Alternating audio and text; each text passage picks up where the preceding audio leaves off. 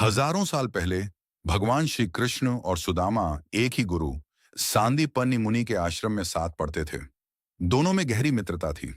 शिक्षा पूरी होने के बाद कृष्ण द्वारका के राजा बन गए, जबकि सुदामा अपने गांव लौट गए और एक साधारण ब्राह्मण का जीवन जीने लगे।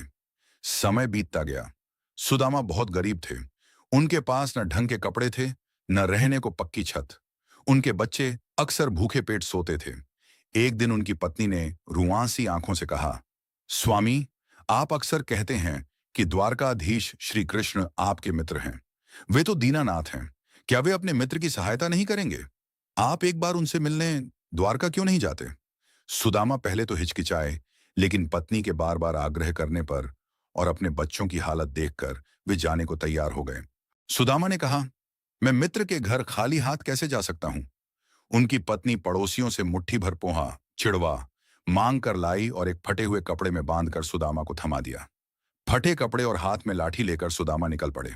रास्ता लंबा था, पैर छिल गए थे, लेकिन मन में कृष्ण से मिलने की तड़प थी।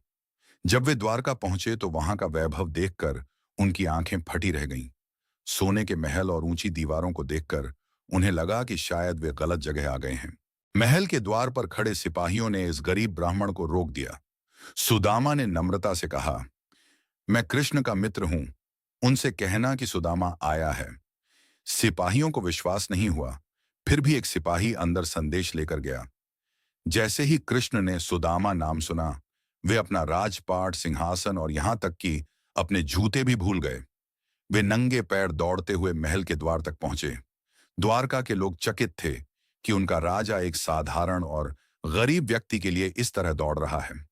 कृष्ण ने सुदामा को गले लगा लिया और उनकी आंखों से खुशी के आंसू बहने लगे। कृष्ण सुदामा को अपने सिंहासन पर ले गए। उन्होंने सोने की परात में सुदामा के पैर रखे। सुदामा के पैरों में चुभे कांटे और छाले देखकर कृष्ण का हृदय भर आया। वे इतना रोए कि उन्होंने पानी के बजाय अपने आंसुओं से ही सुदामा के पैर धो दिए। रुक्मिणी और महल के सभी लोग ये देखकर दंग रह गए कि भगवान स्वयं अपने मित्र की सेवा कर रहे हैं। भोजन के समय कृष्ण ने देखा कि सुदामा कुछ छिपा रहे हैं।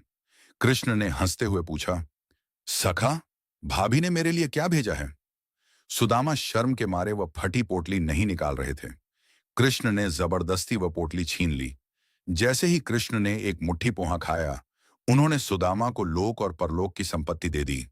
जब वे दूसरी मुट्ठी खाने लगे तो रुक्मिणी ने उनका हाथ पकड़ लिया, क्योंकि कृष्ण सब कुछ अपने मित्र को दे चुके थे। सुदामा कुछ दिन द्वारका में रहे। कृष्ण ने उन्हें खूब खिलाया पिलाया, लेकिन चलते समय हाथ में एक सिक्का भी नहीं दिया। सुदामा रास्ते भर सोचते रहे, कृष्ण ने मुझे कुछ नहीं दिया, शायद वह मेरी गरीबी भूल गया। खैर, मुझे उससे कुछ चाहिए भी नहीं था। लेकिन जब सुदामा अपने गांव पहुंचे तो वहां नजारा बदला हुआ था। जहां उनकी टूटी झोपड़ी थी, वहां सोने का महल खड़ा था। उनकी